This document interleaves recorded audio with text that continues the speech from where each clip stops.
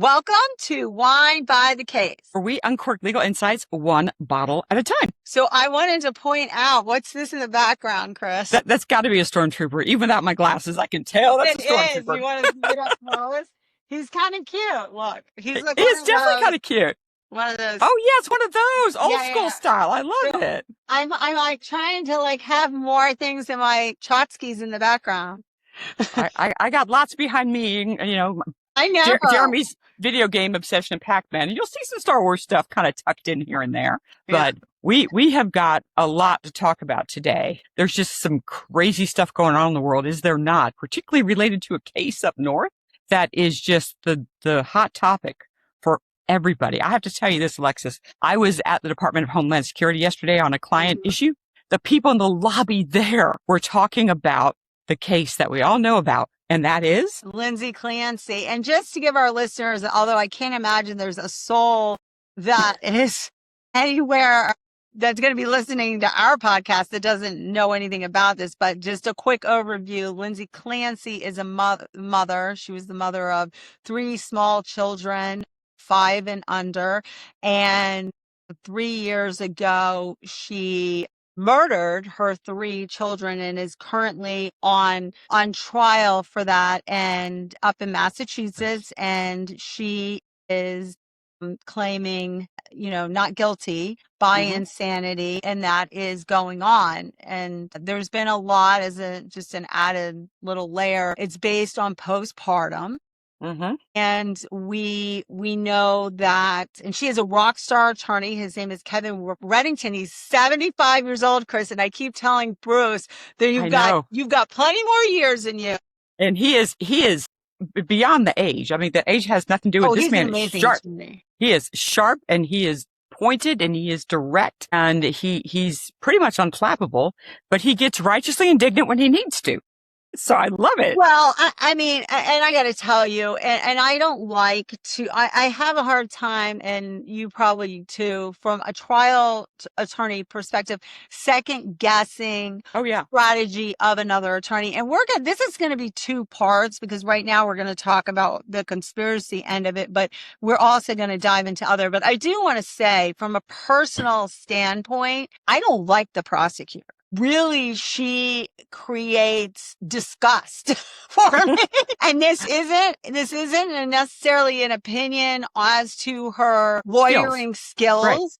Right. It's kind of, my personal opinion as to her, I feel, unnecessary trigger traumas that are unnecessary for her to be able to appropriately put on her case. And it's a tone thing too. It's definitely a tone, because like I said, the Clancy attorney, again, he gets feisty too, but there's not this judginess to it. And I do get that sense of judginess from the prosecutor. I know she's got a hard row to hoe here, but there, again, our personalities are what they are. We can't necessarily change them, but she comes across a little brittle, but she certainly knows what she's doing. And she's got her theory, and she's sticking to it. Like I said, it has nothing to do with her lack of being an attorney. I think, to sum it up, and somebody else said this to me actually today. Actually, a writer who, I'm not going to give her name, but she's been a writer for the New York Times, Cosmopolitan, People magazine. And, she summed it up as a lack of empathy. And I think that is. But I do think it's biting her in her butt, because this is why, usually when we have a mother that kills her children, and I'm saying this and not putting alleged in front of it, because she has acknowledged that she did murder her children or killed her children, and usually she's the villain, right? We like villains. I think it doesn't matter if it's a civil case or whatever. We want to have somebody we can say is the villain. And somehow in this thing, and I can say it's the artfulness maybe of Kevin Reddington, the prosecutor, has become the villain when we have a defendant who killed her 3 young children, which, I mean, from master skilled lawyering, women who have given birth, who have lived through postpartum depression. And remember, we're dealing with a postpartum psychosis diagnosis here, based on what the psychiatrists have to say, are all going, yeah, this is a slightly different world, which may be the reason why we want to talk about what we're talking about today, which is, why are people trying to find an out for her?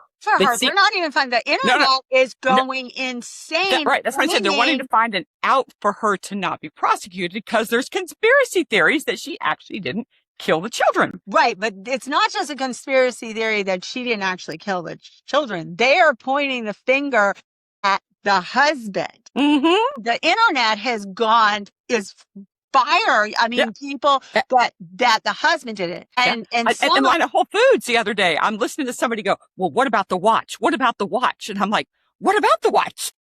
Well, so I'm going to just lay out, because I've been talking about this on Court TV and Blonde Crime, and I have to tell you that at first, when people were saying these conspiracy theories, I was like, it's just somebody it's people, society, trying to make sense out of something that cannot be made sense of, right?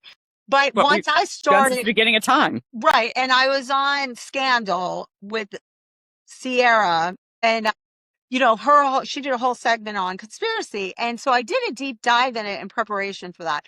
And when I did that, I was like, you know what? There are a lot of inconsistencies. So I'm going to throw some of them out, and then I'm going to have you tell me what you think about them. I'm going to rapid fire, and then maybe we'll circle back on some of the top ones. So you mentioned the watch, the Apple Watch. What Chris was referring to is apparently she had the Apple Watch on, and then I guess a little before she jumped out the window, she took the Apple Watch off before she jumped out the window. The other one is that there is video surveillance of the husband going into CVS as well as going in to pick up the food, and the internet believes that he has on a different jacket and different shoes. Some people even believe it is his friend in one of the pictures than one of the surveillance. There's also, he is missing 15 minutes. So apparently the CVS was 3 minutes from his house, and he's missing 15 minutes that there's been no testimony to explain what happened, because he leaves the house. It's a 3-minute drive. He arrives at CVS. He enters CVS, and that's timestamped because we have the surveillance of him entering CVS. CVS did not have cameras in the parking lot, which is crazy to me, but so we don't know what he's doing. We're going to assume the police asked him. There's been no explanation that has been given for that missing 15 minutes. And then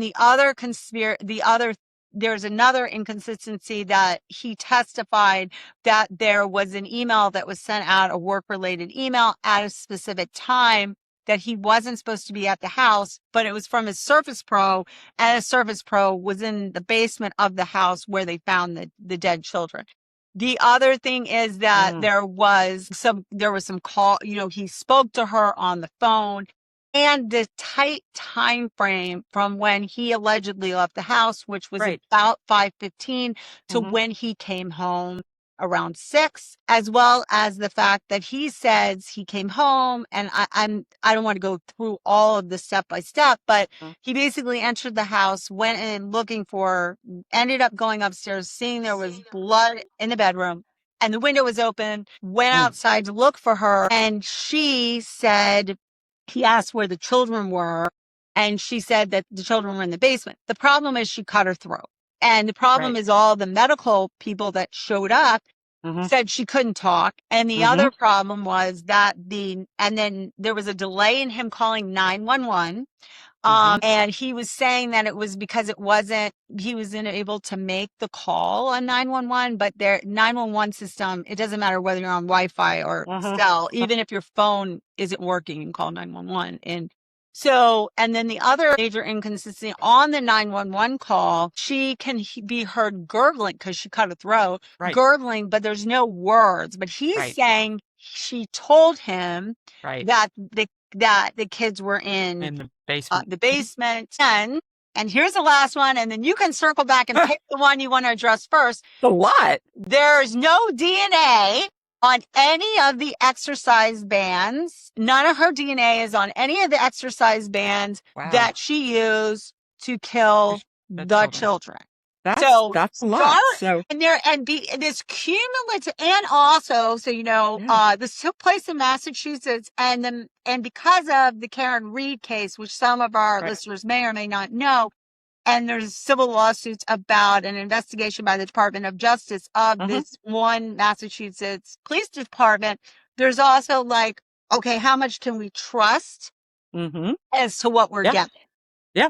Oh, wait, I got another thing. He did take out a GoFundMe, got $1.7 million. None of it is being used for her legal fees. Her parents have sold off pretty much all their assets to pay for Kevin Reddington, as well as he sold the house a couple months later, moved to New York. And this one people really don't like, got remarried in under 3 years. So you pick the one you want.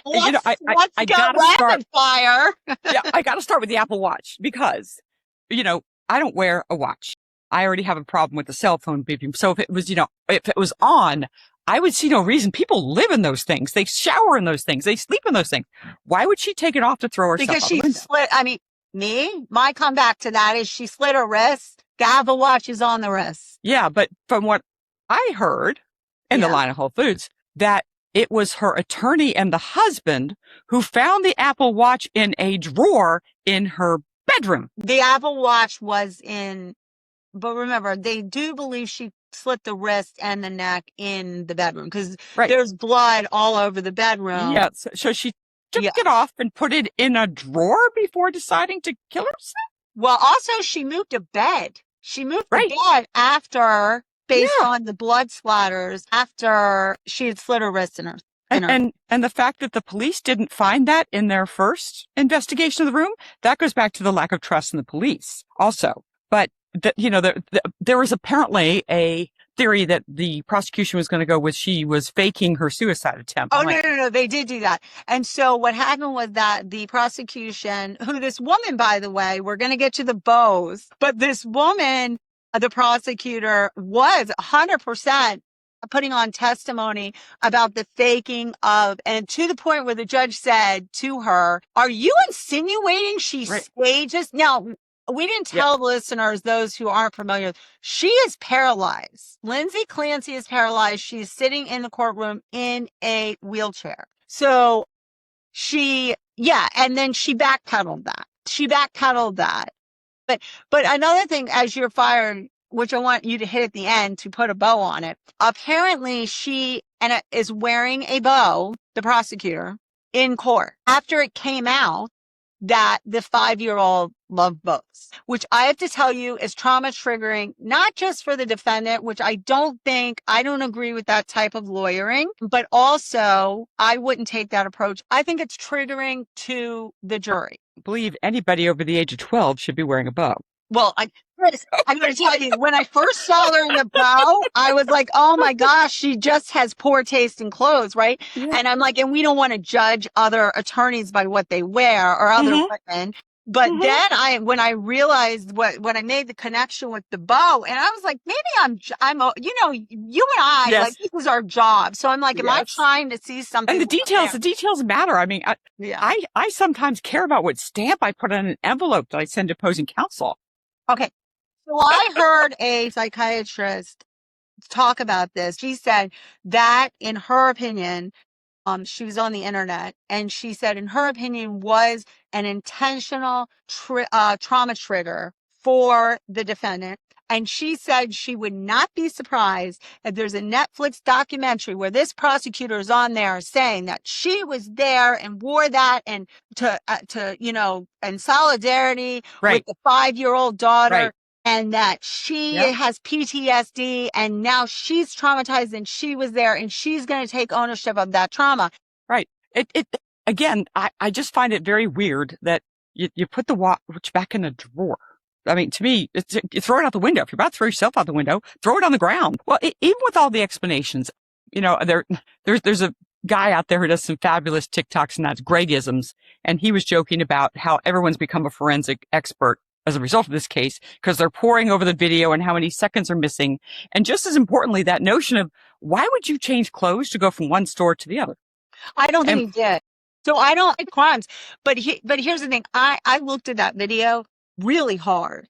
And Mm-hmm. I have to tell, and repeated it and enlarged Mm-hmm. it. And I have to tell you, I don't think he did. I think the shoes were from different angles. Angles and And I different think the lighting. Uh-huh. jacket, I think it Mm-hmm. was one of those jackets that, because it's cold, right, Yep. has a zipper internally and a snap. And I Yep. think he had the zipper down in the first Mm-hmm. picture and it snapped. And then in the second picture, he Mm-hmm. had it unsnapped and then the Yeah. zipper, and unzipped it. Yeah. So I don't think but I mean the detail. But remember, the jury isn't necessarily going Exactly. to pick up on that, as well as they have access to stuff that, even though it's being talked about, like for instance the 911, we as the general public were not allowed to hear that 911 tape Right. at the request of the husband, because it Right. was so, and people who heard it were very disturbed. They were Yeah. saying when he saw the bodies of those Right. children, the blood,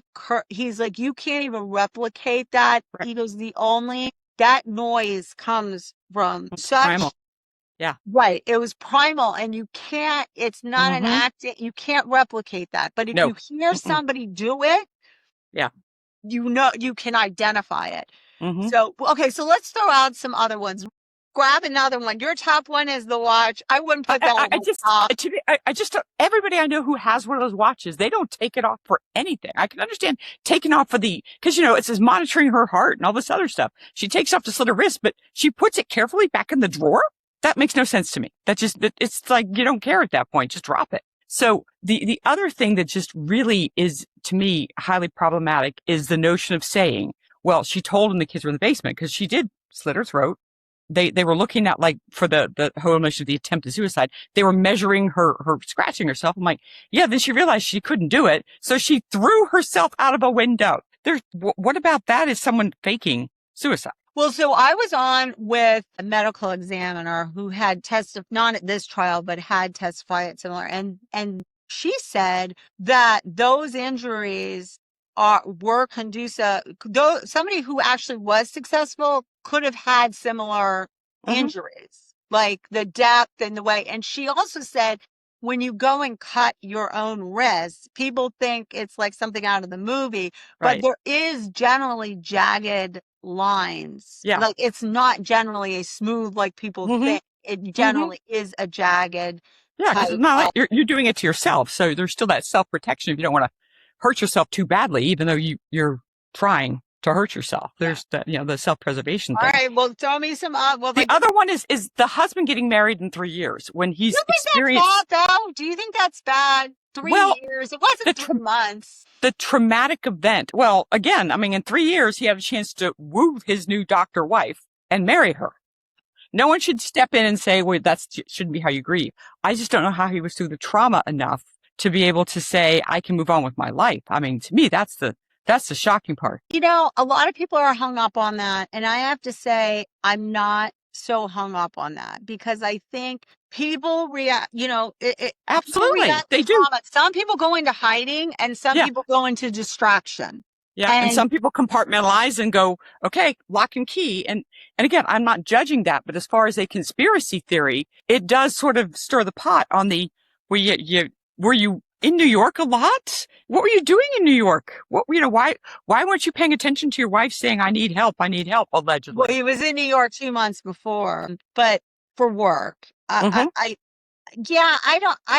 I don't necessarily know that. For me, that's not a huge thing. Mm-hmm. I do understand, because people want to again, part of what you're seeing as far as the reaction to it, anybody who's experienced a loss immediately gets the judgment of, you're dating in a year. Well, again, don't judge them based on how you would necessarily react. Conspiracy theory, it's a, wow, that you lost 3 children. Your wife admitted to killing them. She tried to kill herself, and you're okay.